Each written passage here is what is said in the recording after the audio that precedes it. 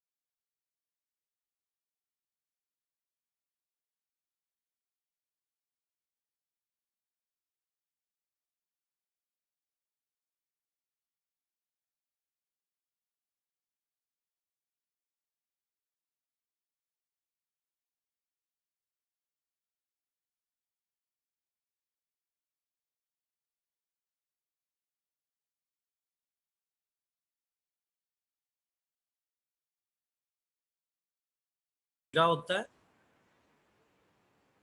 Usually containing a verb, इसमें एक verb भी होता है, यानी वर्ब किसे कहते हैं, फेल को। कंटेनिंग का मतलब होता है मुश्तमिल होना, यूजुअली का मतलब होता है अमूमन। अच्छा, दैट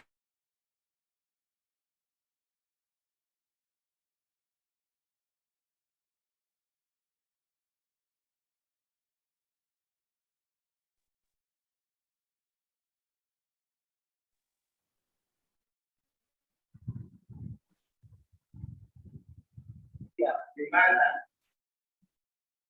هذا وقت المراجعة ليس الآن وقت المطالعة، لا تستعجل الذي قال رسول الله. और जुमला जो है it starts with a capital letter, और जुमला जो है वो कैपिटल लेटर से भी शुरू होता है। अच्छा जी, आवाज़ आ रही है आप लोगों को? क्या आप मुझे सुन पा रहे हैं? आप लोगों को मेरी आवाज़ आ रही है? आवाज़ जी आ रही है, शुक्र है। ठीक है, ठीक है, अल्हम्दुलिल्लाह, सुम्मा अल्हम्दुलिल्लाह की आवाज़ आ रही है।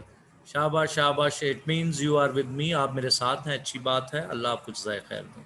तो जुमला जो है वो जब शुरू करते हैं, अंग्रेज़ी का उसूल है, डिसिप्लिन है, नज़्म है, तो वो कैपिटल लेटर से शुरू होता है। जब हम कैपिटल लेटर कहते हैं तो उसका मतलब होता है बड़ी ABC, बड़ी ABC। ठीक है जी। तो जुमला सबसे पहले आप समझ गए। अच्छा जी, दोबारा मैं दोहराता हूँ अपनी बात को, किसी ने कहा दोबारा दोहरा दें। तो सेंटेंस का मतलब होता है कंप्लीट आइडिया, मुकम्मल ख्याल, कंप्लीट आइडिया, मुकम्मल ख्याल। इसकी मिसाल क्या है सेंटेंस की? हमटी डमटी सैर ऑन ए वॉल, कि हमटी डमटी जो है ना वो बैठा हुआ है एक अभी दीवार पॉज पे। बना. या इसका मतलब ये है कि आखिर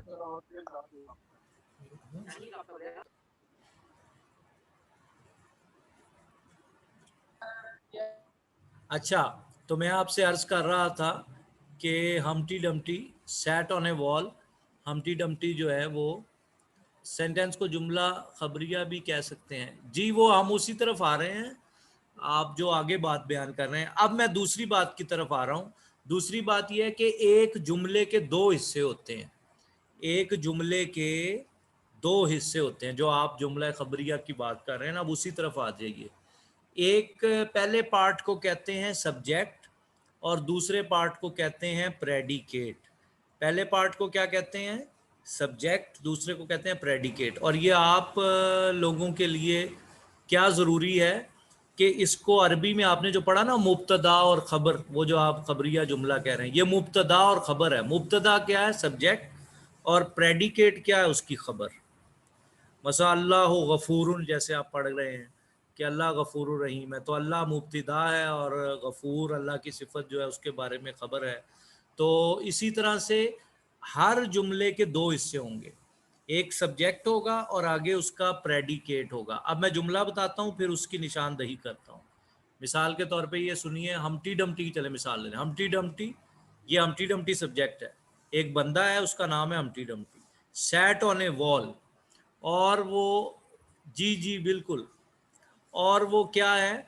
वो बैठा हुआ है दीवार पे। तो जिसमें फेल आ गया ना, प्रेडिकेट के स्पेलिंग में लिख देता हूं, तो जिसमें फेल आ गया तो उसका मतलब होता है कि वो वर्ब पार्ट है। वो क्या है जी? वर्ब पार्ट है। ये प्रेडिकेट के मैंने स्पेलिंग लिख दिए। तो एक सेंटेंस के दो हिस्से होंगे, मुब्तदा और खबर, सब्जेक्ट और प्रेडिकेट। ठीक है जी, सब्जेक्ट और प्रेडिकेट। अब मैंने आपको दो बातें बताई हैं, फिर सुन लें। सेंटेंस क्या होता है? एक कंप्लीट आइडिया। दूसरी बात मैंने आपसे अर्ज की है कि एक जुमले के दो हिस्से होते हैं, एक उसका फाइल सब्जेक्ट और उसके बारे में खबर के वो क्या कर रहा है। मिसाल मैं दे रहा था आपको कि हमटी डमटी ये सब्जेक्ट है, क्या कर रहा है? सैट ऑन ए वॉल, वो बैठा हुआ था दीवार पे।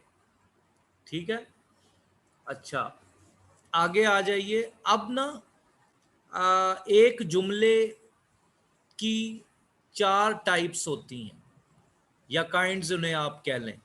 ये आपके सामने स्क्रीन पे शो हो रहा है, अगर आप देखें ना, declarative sentence, imperative sentence, interrogative sentence और एक्सक्लेमेटरी सेंटेंस। ठीक है, ये जुमलों की जो 4 टाइप्स है ना, इनको अब हम 1 बाय 1 देखते हैं। इनको हम 1 बाय 1 देखते हैं। बड़ा आसान है, कोई इसमें आपको मसला पेश नहीं आएगा। अच्छा, जो पहली किस्म है ना, डिक्लेरेटिव सेंटेंस, इसको नोट कर लें, ज़रा तवज्जो चाहूँगा आपकी। इसको एजर्टिव सेंटेंस भी कहते हैं, यहाँ लिखा हुआ नहीं है, लेकिन याद रखें कि डिक्लेरेटिव और एजर्टिव सेंटेंस एक ही होता है। डिक्लेरेटिव और एजर्टिव सेंटेंस एक ही होता है। अच्छा, इसमें क्या होता है, इसको उर्दू में कहते हैं बयानिया जुमला। इसमें उर्दू में इसको कहते हैं बयानिया जुमला, या जिसको आप कह रहे थे खबरिया जुमला, सिर्फ खबर ही होती है इसमें। मसलन यही मिसाल ले लें, Humpty Dumpty sat on a wall. ये हम्टी डम्टी के बारे में एक खबर है। ये कौन सा जुमला है? ये बयानिया जुमला है, ये एलानिया जुमला है, ये डिक्लेरेटिव सेंटेंस है, ये एजर्टिव सेंटेंस है।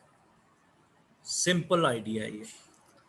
अच्छा, दूसरा जुमला देखिए, इम्पेरेटिव सेंटेंस। इम्पेरेटिव सेंटेंस कहते हैं हुक्मिया जुमले को, हुक्मिया जुमले को। इम्पेरेटिव सेंटेंस किसे कहते हैं? हुक्मिया। इसका नाम तो हुक्मिया जुमला है, लेकिन इसमें दरखास्त भी आ जाती है, इसमें रिक्वेस्ट भी आ जाती है।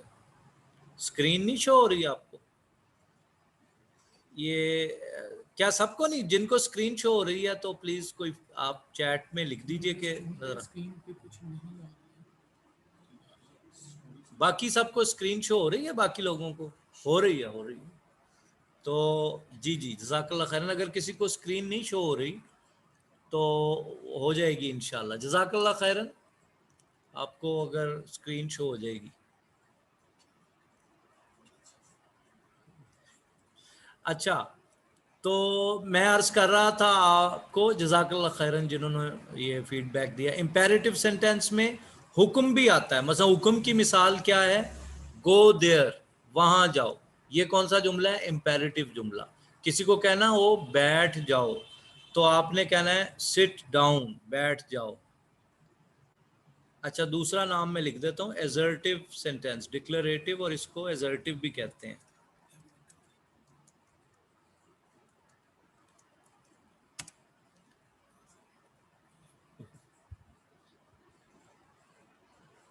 फिर मैं लिख देता हूं यहां पे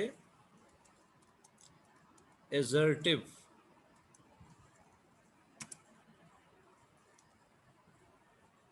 अच्छा, तो फिर दोबारा से मैं दोहराता हूं अपनी बात को। इम्पेरेटिव जुमला होता है हुक्मिया, इसमें किसी को हुक्म दिया जाता है। मिसाल के तौर पे किसी को कहना हो बैठ जाओ, सिट डाउन, बैठ जाओ, सिट डाउन। किसी को कहना हो खड़े हो जाओ, stand up, stand up for the champions. तो ये क्या है कि आपने हुक्म दिया। अगर किसी को दरखास्त करनी हो तो आप कहेंगे please give me a glass of water, मुझे पानी का गिलास ला दें, ला दें। एजर्टिव का मतलब होता है किसी बात पे जोर देना, ऐसी बात जो बयान की जाए, किसी बात को स्ट्रेस करना। अहमद हुसैन साहब, जो आप पूछ रहे हैं ना एजर्टिव, उसका मतलब, एजर्टिव का मतलब यही है, एलानिया, बयानिया जुमला। अच्छा, तो इसके अलावा अब आपको 2 बातें मैंने बता दी। पहली टाइप जुमलों की थी डिक्लेरेटिव और एजर्टिव सेंटेंस। अच्छा, उसमें क्या होता है? सादी बात होती है। मसलन I am going to market, मैं मार्केट जा रहा हूँ। I am going to, video तो ऑफ है। ओके, तो दूसरी मैंने आपसे बात की कि इम्पेरेटिव सेंटेंस होता है जिसमें कोई हुक्म दें या कोई दरखास्त करें। ठीक है, 2 बातें हो गई। अब तीसरी बात की तरफ आए, इंट्रोगेटिव सेंटेंस। इंट्रोगेटिव सेंटेंस क्या होता है? इंट्रोगेटिव सेंटेंस होता है कि जिसमें आप सवाल करें। इसको इंटेरोगेटिव नहीं पढ़ना आपने, अहले ज़ुबान इसको ऐसे बयान करते हैं, ऐसे पढ़ते हैं, इंट्रोगेटिव। इंट्रोगेटिव इसको कहना, आपने क्या कहना है? इंट्रोगेटिव। तो इंट्रोगेटिव सेंटेंस क्या होता है? तुम कौन हो, अंग्रेजी में से क्या कहते हैं? Who are you. तुम क्या कर रहे हो? What are you doing. तुम कैसे हो? How are you. अच्छा जी, तुम्हारे अब्बा जान क्या काम करते हैं? What does your father do. तो ये वाले जो जुमले हैं ना, जो सवालियां हैं, जो डब्ल्यू फैमिली से अमूमन शुरू होते हैं, जैसा कि डब्ल्यू फैमिली क्या होती है वो भी आपके नॉलेज में इजाफा हो जाएगा। When, where, why, what, who और विच, ये वाले जो अल्फाज है ना, ये वाले अल्फाज कौन कौन से मैं दोहराता हूं। When, who, where, what, whom और when, who, where, what, which। ये मैंने मैसेज में आपको ये मैंने सेंड भी कर दिया, ये अल्फाज। वाई, जी जी जज़ाकल्लाह खैरन, वाई भी इसमें आ जाएगा। तो हु का मतलब कौन, वाई का मतलब क्यों, विच का मतलब कौन सा, होम का मतलब किसको, ये सारे अल्फाज जो हैं। जी जी जनाब शुक्रिया, आपने वाई भी याद करवा दिया, जज़ाकल्लाह खैरन। तो इनसे एच से भी सवाल बनते हैं, जैसे हाउ है, how are you doing, what do you do, ये सारे। अच्छा, एक जो है आगे हमारे सामने जुमले बनते हैं एक्सक्लामेटरी जुमले, आखिरी चौथी किस्म यहाँ पे लिखी हुई है, जिसमें वो जो फुजाइया जुमले होते हैं ना, ये सवालिया के बाद, जिसमें कुछ आप मुंह से यकलख्त अल्फाज निकालते हैं, जैसा कि वाओ, WOW, वाओ के क्या स्पेलिंग है, WOW। वाओ का मतलब होता है कमाल हो गया, वाओ का क्या मतलब है, कमाल हो गया। वी वन द मैच, हम मैच जीत गए, जिसमें खुशी का इजहार आ जाए, जिसमें गमी का इजहार आ जाए, alas, Lahore Qalandar lost the tournament. तो ये जिसमें अफसोस का इजहार आ जाए, जिसमें कोई हैरानी का, सरप्राइज का पहलू पाया जाए, तो वो वाले जुमले क्या कहलाते हैं, एक्सक्लामेटरी सेंटेंस। उनमें एक्सक्लेमेशन पाई जाती है। होम का मतलब होता है किसको, तुमने चाकू किसको दिया, home did you give the knife, तुमने चाकू किसको दिया, तो उसको कहते हैं। अच्छा, आगे ये मिसालें भी कुछ आपके सामने दी हुई हैं, जिनको हम पढ़ लेते हैं।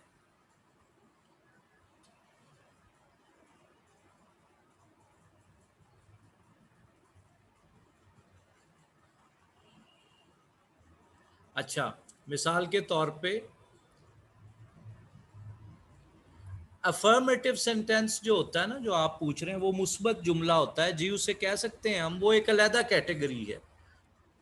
डिक्लेरेटिव सेंटेंस जरूरी नहीं है कि अफर्मेटिव हो, डिक्लेरेटिव सेंटेंस नेगेटिव भी हो सकता है, अफर्मेटिव भी हो सकता है, इसमें कोई शक नहीं, अगर तो उसमें नॉट नेवर नहीं आ रहा। अच्छा, अब यहां से पढ़ते हैं, स्क्रीन मेरे सामने है, पहला जुमला डिक्लेरेटिव है, an assertive sentence. Declarative sentence देखो, दोनों वर्ड आ गए ना आप, सिंपली एक्सप्रेसेस, ये वजाहत करता है एन ओपिनियन, ये किसी अपनी राय का इजहार होता है, इसमें फीलिंग का इजहार होता है, और इसमें मेक्स अ स्टेटमेंट, या इसमें कोई बयान आता है। वीडियो किन की ऑन है, हमारी तो वीडियो ऑफ है, माई वीडियो इज ऑफ। तो किसकी वीडियो ऑन है, तो आपसे रिक्वेस्ट है, किसी बच्चे की अगर वीडियोस आप लोगों के कैम ऑन है तो वो आप ऑफ कर दीजिए, ताकि हम जो है वो तवज्जो से पढ़ सकें, जज़ाकल्लाह। अच्छा, आगे है जी, डिस्क्राइब्स थिंग्स, जिसमें चीज़ों का बयान आ जाए। In other words it declare something, this type of sentence and with a period. अच्छा, जो नुक्ता होता है ना, नुक्ता उर्दू में इसको पीरियड भी कहते हैं अमेरिकन, या फुल स्टॉप भी कहते हैं। जो ये जुमला होता है डिक्लेरेटिव सेंटेंस, ये डॉट पे, नुक्ते पे, फुल स्टॉप पे आके ख़त्म हो जाता है। अच्छा, अब इसकी मिसालें देखें। I want to be a good cricketer like Shahnawaz Dahani. तो जो मैं एक अच्छा क्रिकेटर बनना चाहता हूँ, ये एक स्टेटमेंट है। अच्छा, दूसरा क्या जी, I am very happy today, ये एक फीलिंग है, ये दोनों डिक्लेरेटिव सेंटेंस है, मैं बहुत खुश हूँ। अच्छा, अब दूसरा जुमला देखिए, imperative sentence. We use an imperative sentence to make a request. Imperative sentence, हुक्मिया जुमला, उस वक्त बनता है जब हम कोई दरख्वास्त करें, टू गिव अ कमांड, या कोई हम हुक्म जारी करें। कमांड का मतलब क्या होता है, हुक्म, कमांडमेंट। पढ़ा है ना 10 कमांडमेंट्स, आपको पता होगा बाइबल में 10 कमांडमेंट्स हैं। अल्लाह ताला ने हज़रत मूसा को जो 10 अहकाम दिए थे।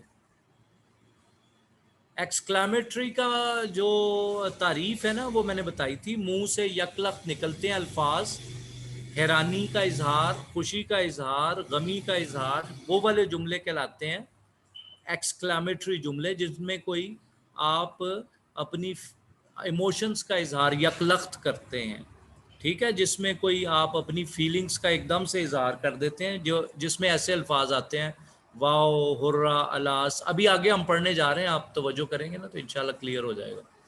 अच्छा, अब यहाँ पे पढ़े imperative sentences usually and with a period. Period से क्या मुराद है? Full stop. But under certain circumstances it can and with A note of exclamation. हाँ हाँ, अभी ये बात भी आगे जाके आप पढ़ेंगे कि बाज़ औकात हुक्मिया जुमले में भी ये जो फुजाइया आ जाता है। देखिए नीचे जुमला, प्लीज सिट डाउन, बराए मेहरबानी तशरीफ रखें। ये कौन सा जुमला है? हुक्मिया जुमला है। I need you to sit down now, मैं समझता हूँ कि आपको इस वक्त बैठ जाना चाहिए। तो ये एंड पे उसने जोर दिया ना, तो उसने वो लगा दिया फुजाइया एंड पे। तो ये कौन सा जुमला है? इम्पेरेटिव। अब आगे हमारे सामने इंट्रोगेटिव सेंटेंस आ गया। एन इंट्रोगेटिव सेंटेंस आस्क ए क्वेश्चन, इसमें सवाल होता है। Interrogative sentences must end with a note of interrogation, question mark. Sentence में, आखिरी सेंटेंस में उसने लिखा I need you to sit down now. उसने कहा कि बेहतर है कि तुम बैठ जाओ इस वक्त। I need you to sit down, मैं चाहता हूं, मैं चाहती हूं कि आप बैठ जाएं, आपको बैठना चाहिए। ये जुमला है। अच्छा, इंट्रोगेटिव सेंटेंस जो है ना, उसमें क्या है? When are you going to submit your assignment, कब तुम अपनी असाइनमेंट जमा करवा रहे हो, कब तुम अपनी जो है वो वर्कशीट जमा करवा रहे हो। अब ये सवाल है ना, तो आखिर में सवालिया निशान भी आ गया। अब अगला जुमला क्या है? डू यू नो हिम, क्या तुम उसे जानते हो। तो जो सादा जुमले होते हैं ना, उनमें तो डू से शुरू करते हैं वो जुमले, कि do you go there, do you play cricket, do you offer prayer. तो वो डू से शुरू होता है ना, जो सिंपल प्रेजेंट टेंस जब हम जिक्र करेंगे तो देखेंगे। अच्छा, आखिर में मिसाल आ गई एक्सक्लेमेटरी सेंटेंस। एक्सक्लेमेटरी सेंटेंस जो आप सवाल भी कर रहे थे। एन एक्सक्लेमेटरी सेंटेंस एक्सप्रेसेस, एक जो एक्सक्लेमेटरी जुमला होता है वो जाहिर करता है ओवरफ्लो ऑफ इमोशंस, जिसमें जज्बात का इजहार होता है। These emotions can be of, वो कहता है ये जज्बात किस चीज़ के हो सकते हैं? हैप्पीनेस, खुशी के, मुसर्रत के, शादमानी के, वंडर, हैरानी के, सौरो, उदासी के, गम के, दुख के, एंगर, गुस्से के। मिसाल के तौर पे ये खुशी का पहला जुमला, what a day it was, क्या खूबसूरत दिन था, क्या ही दिन था। तो अंडरस्टूड है, खूबसूरत का लफ्ज नहीं है वहां पे, लेकिन वो यही कहना चाह रहा है क्या दिन था यार। दूसरा जुमला, I can not believe he would do that, और फिर उसने कहा कि बड़े गुस्से से या उदासी से कहा कि मुझे यकीन नहीं आ रहा कि वो ऐसा भी कर सकता है। तो आई कैन नॉट बिलीव, मैं यकीन नहीं कर सकता, ही वुड डू दैट, कि वो ऐसा करेगा। तो मैं तो कोशिश कर रहा हूँ माइक के करीब ज़रा ऊंची आवाज़ में बोलूँ, अगर किस आवाज़ इंशाल्लाह ठीक हो जाएगी। साउंड किसका चल रहा है भाई? साउंड पीछे से अगर कोई चल रहा है तो साउंड बंद कर दीजिए अपने अपने। वैसे तो सबको म्यूट कर रखा है, बाज़ों का डिस्टॉर्शन का होता है एलिमेंट। अच्छा, एनी हाउ आगे चलते हैं हम। कोई सवाल हो तो नोट कर लिया करें, फिर आखिर में हम उसको पूछ लेंगे। अच्छा, आवाज़ सही आ रही है, वॉइस क्लियर है, बहुत से लोग कह रहे हैं। कुछ कह रहे हैं फेसबुक पे चले जाएं, वहाँ पे भी शायद चल रहा है, तो ठीक है। अच्छा, आगे चलते हैं सर अब हम। अच्छा, तो हम ज़रा कुछ वोकेबलरी की तरफ आते हैं, इससे पहले कि हम ज़रा इतना वोकेबलरी में। अब हम कल कुछ देख रहे थे, कुछ वर्ड्स हमने एक पेज देखा था, अब हम दूसरा वर्ड देखते हैं वोकेबलरी का। तो कुछ मैं भी वोकेबलरी आपसे पूछूंगा, कुछ पहले ये देख लेते हैं। अच्छा, ये आपके सामने वोकेबलरी के कुछ वर्ड्स आ रहे हैं।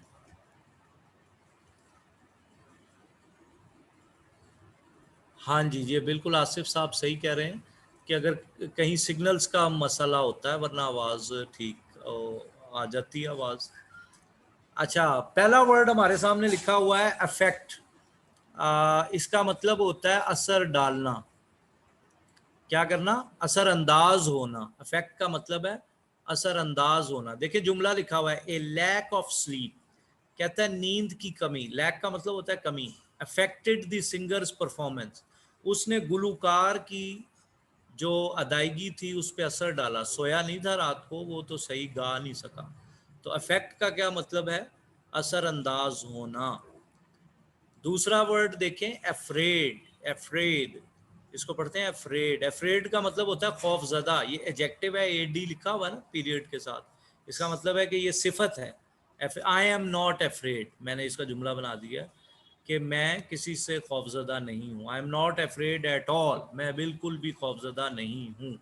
Do not be afraid of lines, शेरों से मत डरो। Do not be afraid of any one, किसी से मत डरो। तो अफ्रेड का क्या मतलब है?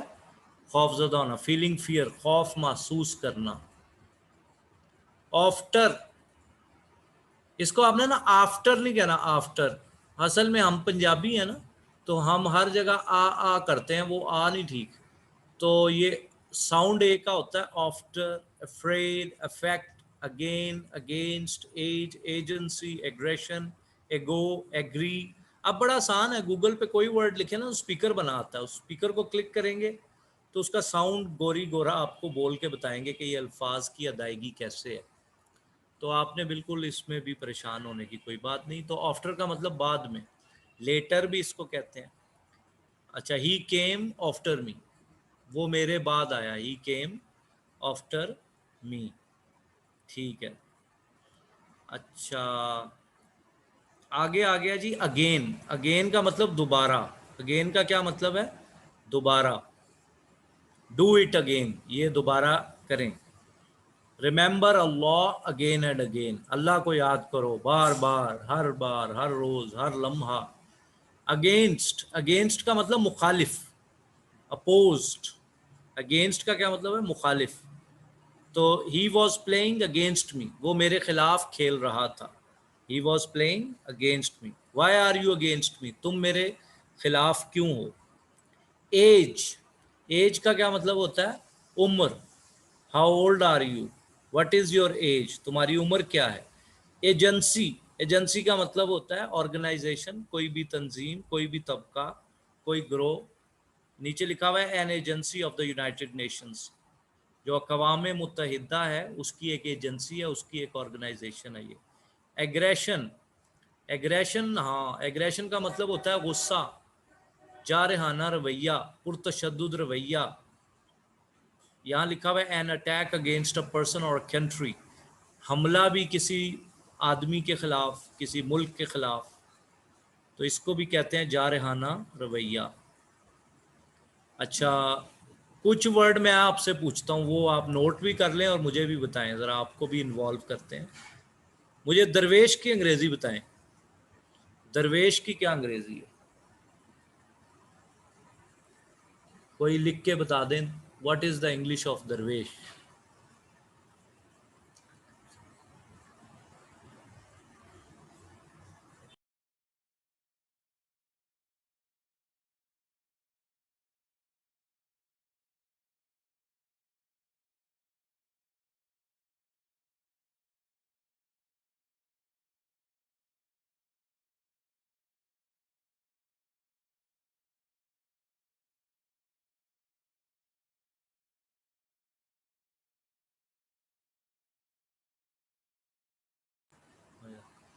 अच्छा, दरवेश, जिन्होंने लिखा ठीक लिखा है। दरवेश को अंग्रेजी में दरवेश भी कहते हैं और सेंट भी कहते हैं। सेंट आम फाहम वर्ड है। क्या वर्ड है? सेंट। हाँ, ये जिन्होंने लिखा है। अच्छा अच्छा, बड़े बड़े लफ्ज लिख रहे हैं, फ्रायर और मेंडिकेंट। ए कितों पढ़ लेने तुसी जी, ये तो एमए इंग्लिश के वर्ड हैं। सेंट, ये मैंने सेंट लिखा है, ये है दरवेश। वो मेंडिकेंट, फ्रायर वगैरह जो है ना, वो लिटरेचर में इस्तेमाल होते हैं, इंग्लिश लिटरेचर में इस्तेमाल होती है। ये मैंने सेंट के स्पेलिंग लिख दिए हैं। हम, वो उमर फारूक साहब मॉन्ग नहीं, वो मंक्स है, मंक्स। वो वो भी आपने गूगल से डोंट गूगल इट। तो वो मंक्स और फ्रायर्स तो वो हैं जो सूफियों के, सूफिया के तबके हैं, तो वो नहीं, आम फैम वर्ड है। अच्छा आप मुझे बताएं कि मज़ार की क्या अंग्रेजी है? मज़ार गूगल नहीं करना। टॉम तो है मकबरा। हाँ श्राइन, श्राइन ठीक है, जिन्होंने ये लिखा मरकत ग्रेव है, तो श्राइन ठीक है। श्राइन जिन्होंने लिखा है ना, ये मैं स्पेलिंग लिख देता हूँ, श्राइन ठीक लिखा है। मोसोलियम भी कहते हैं इसे, और टॉम भी ठीक है, चलो श्राइन भी। टेम्पल जरा थोड़ी सी और चीज़ है, वो इबादत गाह होती है।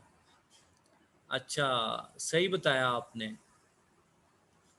अच्छा जी, तीर को क्या कहते हैं अंग्रेजी में? तीर आसान लफ्ज है, कितना आसान मैंने पूछा है। अर्तुरुल तीर चलाता है। हाँ एरो ठीक है, ठीक ठीक बताया। सोर्ड तलवार को कहते हैं, और एरो जो है वो उसको कहते हैं। अच्छा अब आप सारे ही बताते जा रहे हैं, हूं तुहानू किधरे तो फसाना है। टैक्स लगाने की अंग्रेजी बताएं। टैक्स लगाना, हुकूमत नए टैक्स लगा रही है। अनीसुर रहमान साहब मेंडिकेंट नहीं कहना। टैक्सेशन तो हो गया ना नाउन। हाँ ये अच्छा है, उजैर अब्बास ने जो कहा है इम्पोज टैक्स, ये तो एक अंग्रेजी एक और है। इम्पोज टैक्स है एक, बिल्कुल ठीक है, 100% ठीक है। इम्प्लीमेंट नहीं मुफ्ती साहब। गेट टैक्स तो होता है टैक्स लेना, मैं कह रहा हूँ फोर्स टैक्स नहीं, नहीं फोर्स नहीं। इम्पोज ठीक है, लेकिन एक वर्ड ऐसा है वो सिर्फ टैक्स के साथ ही आता है। वो अक्सर तकरीर में वजारत खजाना वाले सुना रहे होता है, वो वजीर खजाना नहीं आता ना वो किसी को, इसीलिए मैंने आपको फंसाया कि ऐता नहीं आना। ये मैं लिख रहा हूँ नीचे लेवी टैक्स, वो कहते हैं एक टैक्स हमने और लेवी किया है, वो तो वैट तो है, वैल्यू एडिड टैक्स। ये मैंने नीचे लिखा है लेवी टैक्स, ये खास लेवी का वर्ड ही टैक्स के साथ जुड़ा हुआ है। तो लेवी टैक्स का मतलब होता है इम्पोज टैक्स भी ठीक है, जो आप लोगों ने बताया है वो बिल्कुल आपने ठीक बताया है, उसमें आपकी कोई गलती नहीं है। इल्म गैब की अंग्रेजी बताएं, फिर उसके बाद हम दोबारा ये वोकैबलरी की तरफ आते हैं। इल्म गैब की अंग्रेजी।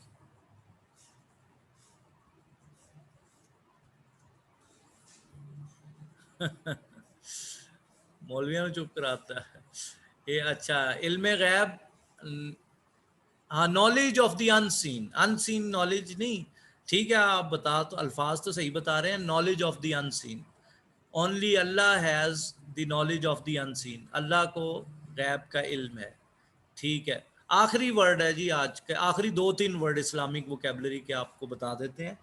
अच्छा आप ये बताएं कि रिस्क की क्या अंग्रेजी है? अच्छा जी रिस्क की क्या अंग्रेजी है?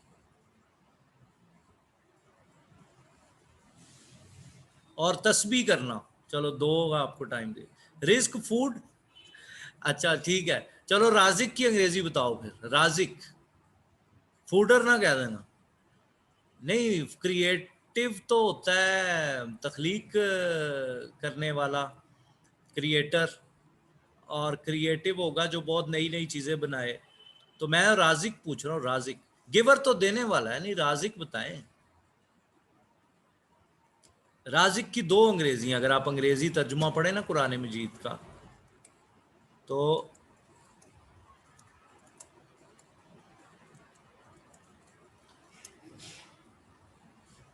ये एक है सस्टेनर, सस्टेनेंस रिस्क को कहते हैं सस्टेनर, और प्रोवाइडर, प्रोवाइडर, प्रोवाइडर भी कहते हैं इसको राजिक को। अच्छा तस्बीह बता दें फिर, तस्बीह करना, वो तस्बीह कर रहा था,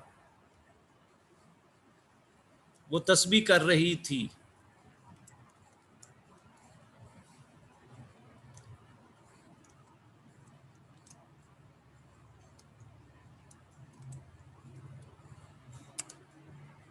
ग्लोरीफाइंग, मैंने लिखा था she was fingering beads, beads कहते हैं तस्बीह को, दानों को। ग्लोरीफाइंग होता है हाँ बड़ाई बयान करना, बड़ाई बयान करना। अच्छा ये दो जुमले में लिख रहा हूँ, बताएं कौन सा जुमला दुरुस्त है?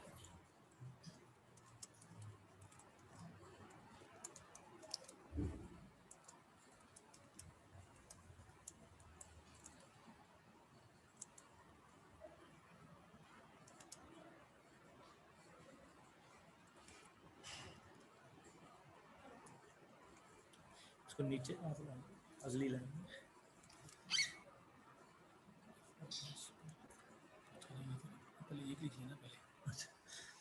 अच्छा, ये एक जुमला है, द फार्मर इज स्मॉल, ये ठीक है या ए स्मॉल फार्मर? ये लें, ए स्मॉल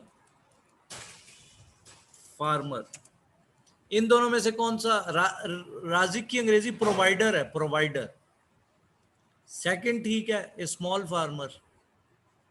हमारा जुमला ही अच्छा, दोनों ठीक है, दोनों ठीक है। उसकी वजह यह है कि द फार्मर इज स्मॉल का मतलब यह है कि उस वो वाला किसान जिसका कद छोटा है, और अगर हम ये कहें स्मॉल फार्मर, इसका मतलब है गरीब किसान, रिच के मुकाबले में। दोनों ठीक है। ये जरा आपकी वो मैंने सेंस देखने के लिए पूछा था, दोनों जुमले ठीक है। अच्छा, अब एक चीज बस और पढ़ लेते हैं। तस्बीह की इंग्लिश अगेन बता दें। तस्बीह की इंग्लिश है beads, beads, fingering beads, counting beads. Risk की अंग्रेजी होती है प्रोविजन, प्रोविजन। हाँ, बीड्स ठीक है, स्पेलिंग गलत है, BEADS, बीड्स। अच्छा, अब हम आपके सामने एक चीज और आज की पढ़ लेते हैं।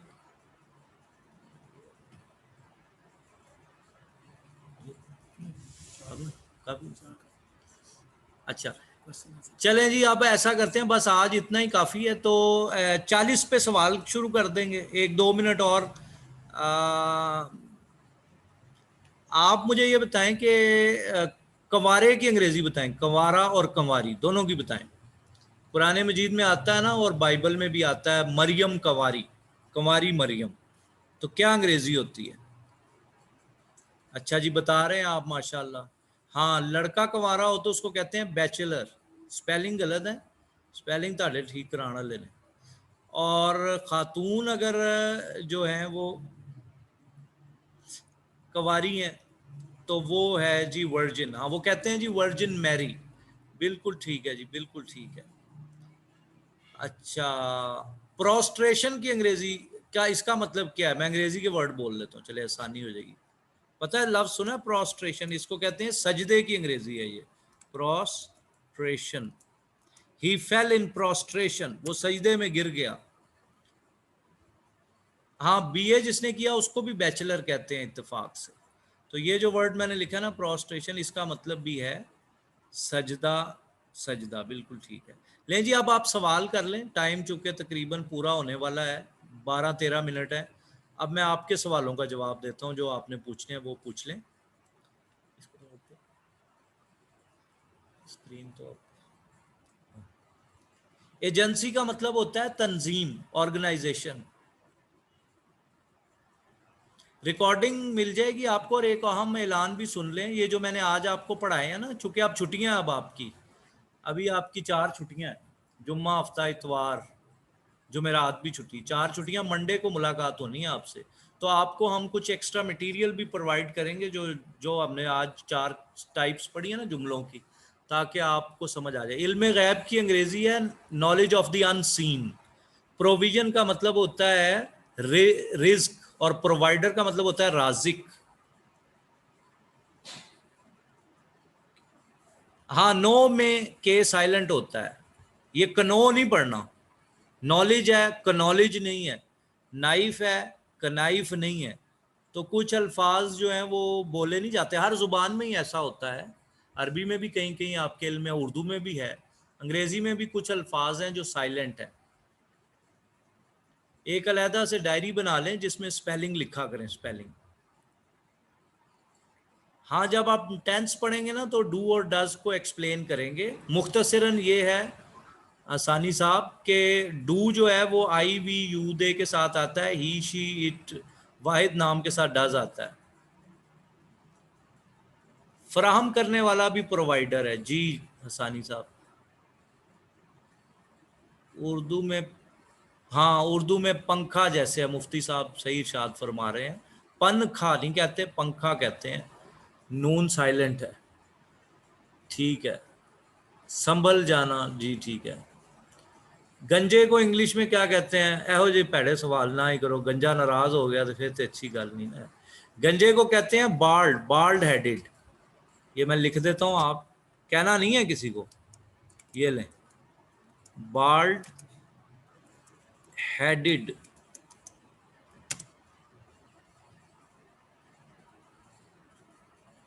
Bald headed.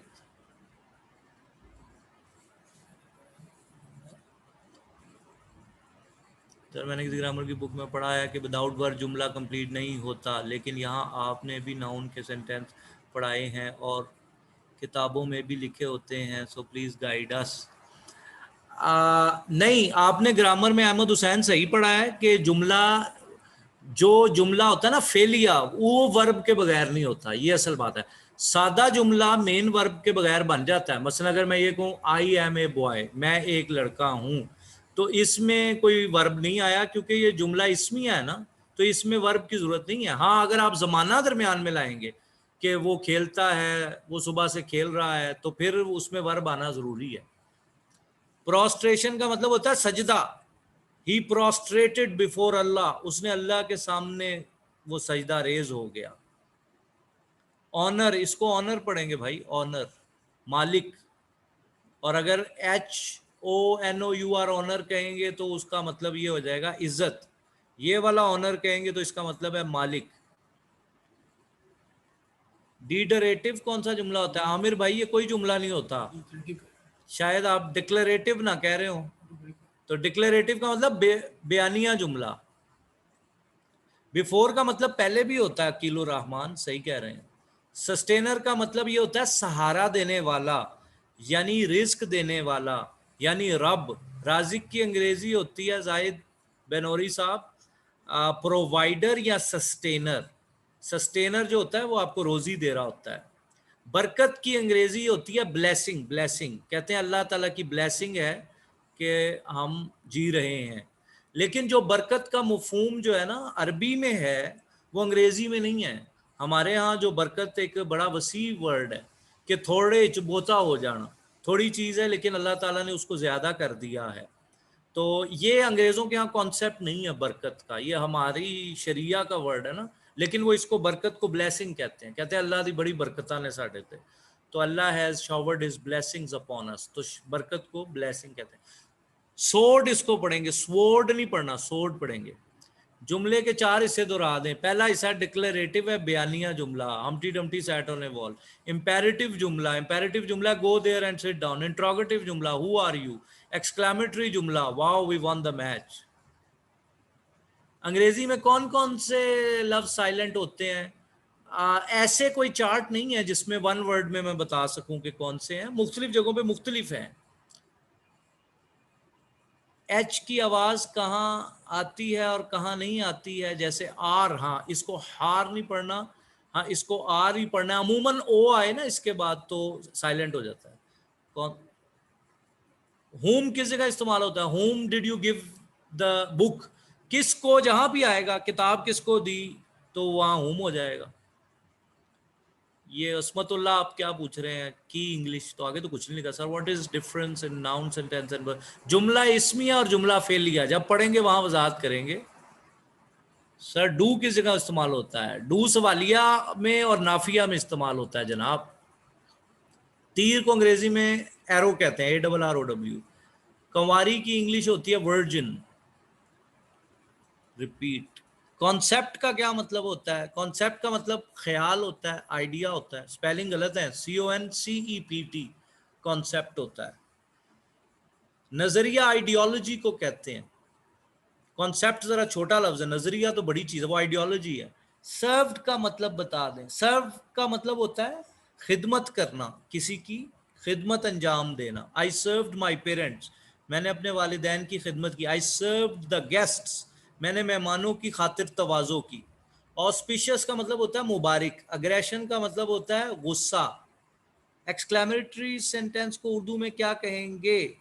फुजाइया जुमला कह लीजिए, मुंह से यकलख निकलने वाले अल्फाज जो होते हैं ना वो इस जुमले में आते हैं। सस्पेंस स्टोर, पता नहीं क्या, सस्टेनर हो शायद आप कहना चाह रहे हैं आसिफ भाई। सस्टेनर का मतलब सहारा देने वाला, यानी रब, यानी पालनहार। टैक्स लगाने की इंग्लिश दोबारा बता दें। Levy tax, LEVY, levy tax. Suspender तो नहीं पूछ रहे सर। कैन का इस्तेमाल, कैन का इस्तेमाल जहां सकता आता है, I can run, I can go, मैं जा सकता हूं, आई कैन गो, मैं आ सकता हूं, I can come. Sir high level से शुरू किया, हमको मुश्किल है। अब्दुल मतीन साहब समझ नहीं आई आपकी बात। हाई लेवल से ना शुरू करें। नहीं नहीं, हाई लेवल से नहीं शुरू करना, बेसिक से। हाँ लगा, इस अकील रहमान आप ठीक कह रहे हैं। सर्व का मतलब ये भी है खाना लगा दें, खाना सर्व कर दें, वो भी खिदमत ही अंजाम दे रहे हैं ना आप। स्पेलिंग कैसे हम सीखेंगे, मैं बताऊंगा, जैसे अमजद साहब वैसे सीखेंगे आप इंशाल्लाह। तो आप एक सबसे पहला काम करें, एक स्पेलिंग के अलग कॉपी और डायरी बना लें, सबसे पहला एक काम करें। उसके बाद अंग्रेजी के कुछ अल्फाज लेके ना उनको 10-10 दफा लिखना शुरू कर दें। 10-10 दफा हाथ से निकालें। लिखी हुई चीज इंसान नहीं भूलता। जैसे बुजुर्ग ने कहा ना, जेन का बोझ कागज पे डाल दो, कागज पे डालें। सेंटेंस की डेफिनेशन क्या है? सेंटेंस की डेफिनेशन बताई थी, कंप्लीट आइडिया। शायद वही मैंने कहा सस्पेंडर। सस्पेंडर तो एक लिबास का हिस्सा होते हैं, वो जिसको गैलस भी कहते हैं, जो छोटे बच्चे निकर को टाइट करने के लिए बेल्ट की बजाय ऊपर एक पहनते हैं टाइट करने के लिए लिबास को, उसको सस्पेंडर कहते हैं, अगर आप ये पूछ रहे हैं।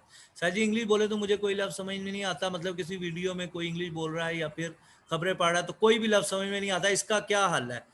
इस पे खुशी मनाएं सर, आपको कोई भी लफ्ज नहीं समझ में आ रहा तो अच्छी बात है।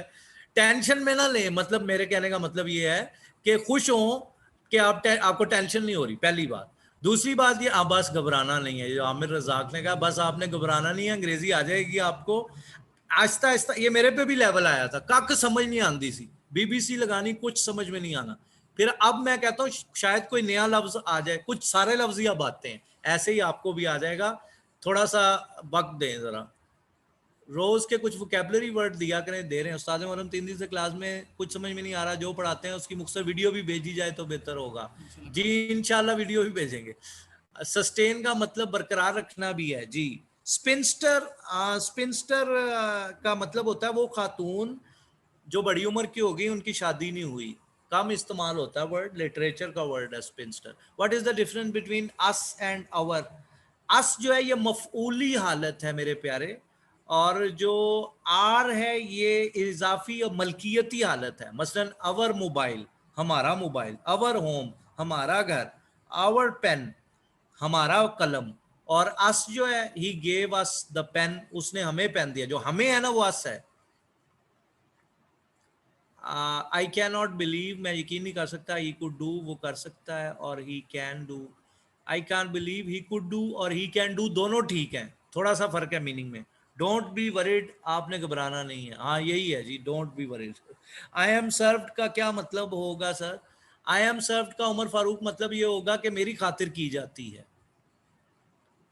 Difference between his and him, ये भी वही है, हिज पेन, उसका कलम, ये मलकियती हालत है। Him, I gave him the pen, मैंने उसको कलम दे दिया, ये मफूली हालत है। ये मैं चार्ट भेज दूंगा ग्रुप में, प्रोनाउन जमायर का चार्ट, जैसे आई, माई, मी, ही, हिज, हिम, ये चार्ट भेज देंगे ग्रुप में। सर जिसके बाल ना हो उसको क्या बोलते हैं इंग्लिश में?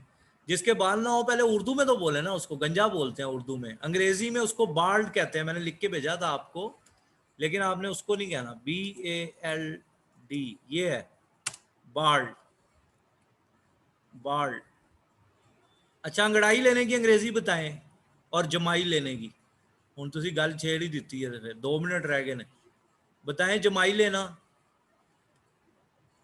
यॉर्निंग, ठीक है शाबाश, यही है यॉर्निंग है। और अंगड़ाई लेना, ये अब आपको आनी नहीं है किसी को, देख लें फिर। जाए उस्ताद खाली अस्त, कुछ चीजें रखी होती हैं उस्तादों ने अपने लिए।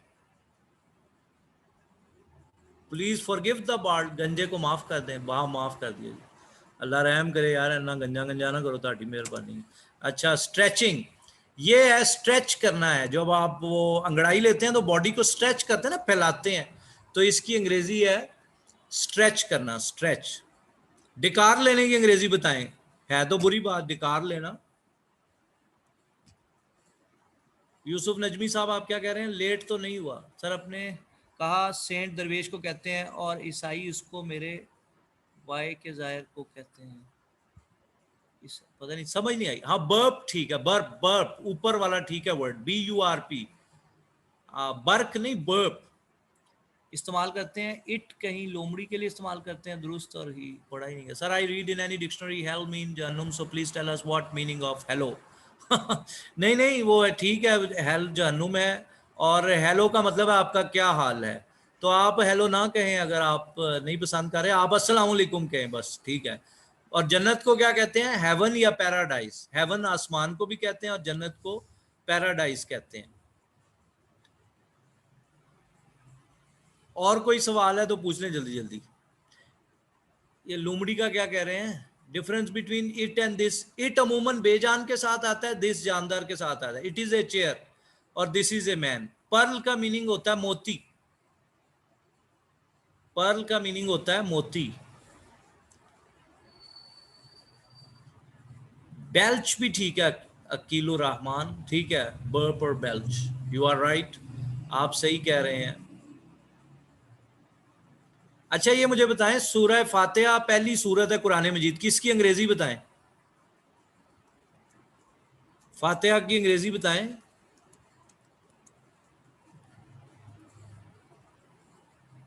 नहीं बता रहे फातिहा की अंग्रेजी। दी ओपनिंग, किसी भी चीज की शुरुआत, तो ओपनिंग ठीक है। अच्छा बकरा की अंग्रेजी बताएं। तानु कितने तो काबू करिए ना। बकरा की अंग्रेजी बताएं, दूसरी सूरत।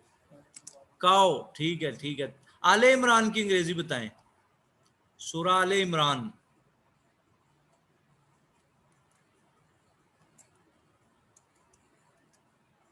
जी आले इमरान, आले इमरान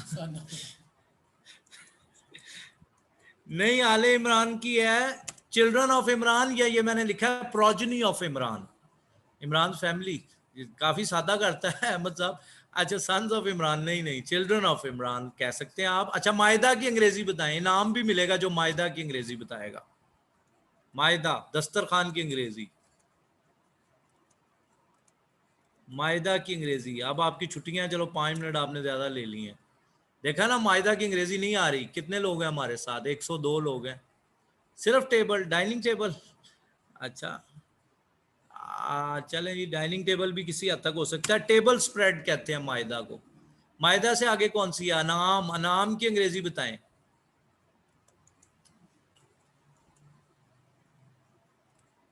अनाम की अंग्रेजी बता रहे हैं आप लोग? लाइफ स्टॉक भी कहते हैं और कैटल। एनिमल, एनिमल नहीं, कैटल जरा अच्छा, मवेशी है ना। अच्छा जी, अनाम के बाद क्या? आराफ। आराफ, दी हाइट्स, इसकी अंग्रेजी है हाइट्स। ओहो, हाइट्स के स्पेलिंग मैंने भी गलत लिख दी हैं। HEIGHTS, Heights. अच्छा ठीक हो गया। चलें जी, तौबा की अंग्रेजी बता दें, अंग्रेजी भी पता चल जाएगी। सूरतों का तर्जुमा नहीं किया जा सकता। बहुत से हमारे मुतरजिम हैं, उन्होंने अंग्रेज़ी में भी नाम दिए हैं ना, क्योंकि जो अहले ज़ुबान है यूरोप के, अमेरिका के, वो पढ़ नहीं सकते, तो उन्होंने उनके लिए ट्रांसलेट किया। तो कोई मेरा ख्याल है उलमा ने किया, हमने तो नहीं किया। बहरहाल चलें रहने। रिपेंटेंस ठीक है, तौबा। ले जी, आज के लिए इतना ही काफ़ी है। अल्लाह ताला आप लोगों को इस दुआ के साथ हम इजाज़त चाहते हैं कि अल्लाह आपको खुश व खुरम रखे। मुझे भी अपनी दुआओं में याद रखिएगा। It was a very good session, बहुत अच्छा लगा आप लोगों के साथ। अपना वीकेंड मनाएं। कुछ मटेरियल हम आपके साथ इंशाल्लाह शेयर कर देंगे, तो खुश रहिए और जो पढ़ा है उसको ज़रा दोहरा लीजिएगा बस। अल्लाह हाफिज़, फ़ी अमानिल्लाह।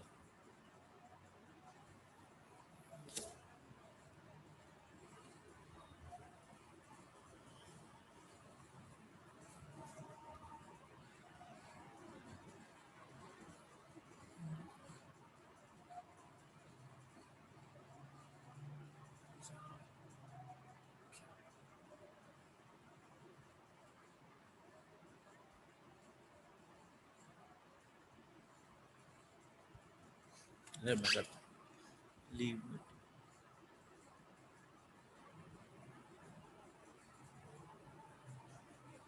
And meeting for all. O